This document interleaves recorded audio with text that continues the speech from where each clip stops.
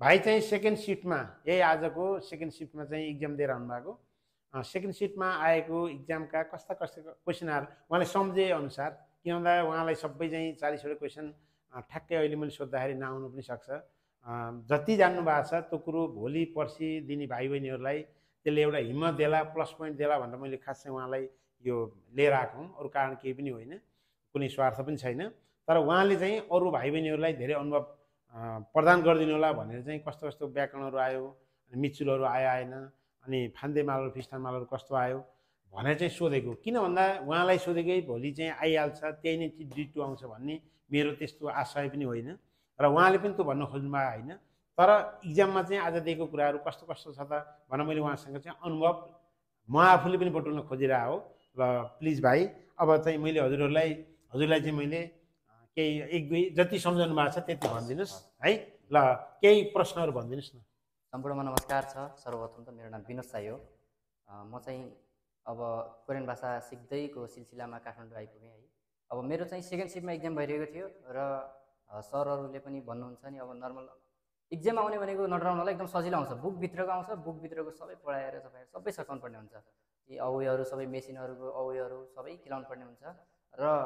manufacture भए पनि कृषिको क्वेसन आउँछ है तर एग्रिकल्चरको क्वेसन आइहाल्छ है त्यो म्यानुफ्याक्चर भनेर एग्रिकल्चरको मात्र नआउने भन्ने हुन्न त्यो पनि आइरहेको थियो मलाई है अनि अरू चाहिँ क्वेसनहरू चाहिँ जस्तो 1 र 2 मा चित्रहरू के आएको थियो सम्झनुहुन्छ 1 र 2 मा चाहिँ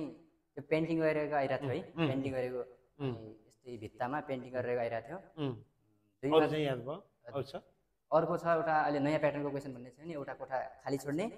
एउटा अङ्क खाली छोड्ने अनि दुईटा अङ्क दिने वाला त्यो वाला थियो त्यो वाला पनि आइरहेको थियो त्यो फाङवामुन भन्ने वाला त्यो वाला फाङवामुन आएछ अनि त्यसपछि फान्देमाल फिस्तानमालमा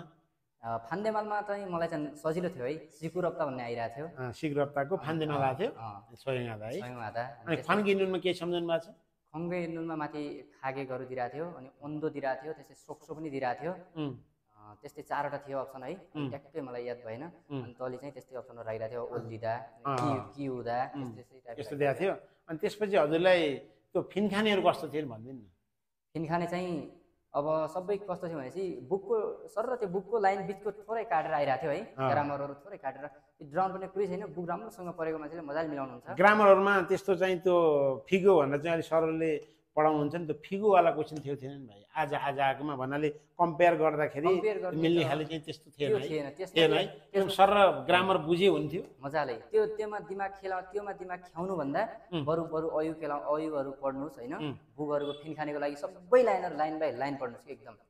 ग्रामरको लागि नर्मली तपाईँलाई मिचुल आएन हजुरलाई मिचुलको त आउँदै आएन है सपना जस्तो भइसक्यो मिचुल आएन है भनेपछि बिहानको सिफ्टमा पनि मिचुल आएन भन्नुभएको थियो त्यही भएर उहाँको सेकेन्ड सिफ्टमा मिचुल आइन्छ मिचुलमा धेरै स्टुडेन्टहरू भाइ बहिनीहरू धेरै कन्फ्युज हुनुहुन्थ्यो आज आएन भनेर भोलि आउँदैन भनेर मैले भन्दिनँ भन्दा पनि भन्दिनँ मैले सिकाउनु चाहिँ कर्मश सिकाइरहन्छु त्यही पनि उहाँले एउटा कुरो किन भन्दा भिडियो गराएपछि तपाईँलाई केही राम्रो होस् तपाईँ हिम्मत बढोस् भनेर भाइलाई मैले लिएर आएको हुँ अन्यथा नसोधिदिनु होला प्लिज अनि हजुरले चाहिँ भन्नुभएको थियो त्यो लिसनिङहरूमा जस्तो चाहिँ लिसनिङहरूमा त्यति कन्फ्युज लागेन तर कोही चाहिँ 29 र 30 को नयाँ मोडलको जुन चाहिँ नामजाले के गर्छ यजाले के गर्छ भन्नेवाला जुन लोकेसनवाला आएको थिएन है लोकेसनवाला आएन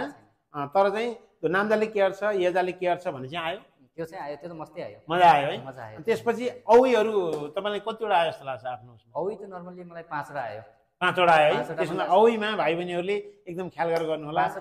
5वटा करसै भयो होला सायद 5वटा आयो हो है अनि बाइचार्टहरू आएन बाइचार्ट पनि आएन है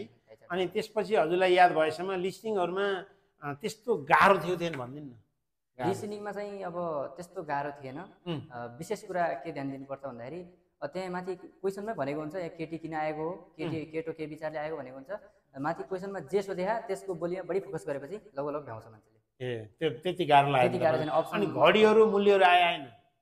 घडी आयो मूल्य पनि आयो मूल्य चाहिँ आएन है मूल्य आएन भनेपछि यहाँलाई धेरै धेरै शुभ होस् राम्रो होस् अब पछि चाहिँ हामी चाहिँ भेटौँला है धेरै मलाई आएर केही सुझाव पनि तपाईँले पनि दिनुभयो मैले पनि जाने मौका पाएँ र यो भिडियो हेर्ने भाइ बहिनीहरूलाई पनि हजुरहरूको शुभ होस् परीक्षा धेरै राम्रो गर्नुहोला केही कुरा त उहाँले भनिदिनु भयो म आज यति गरेँ खामसाम दा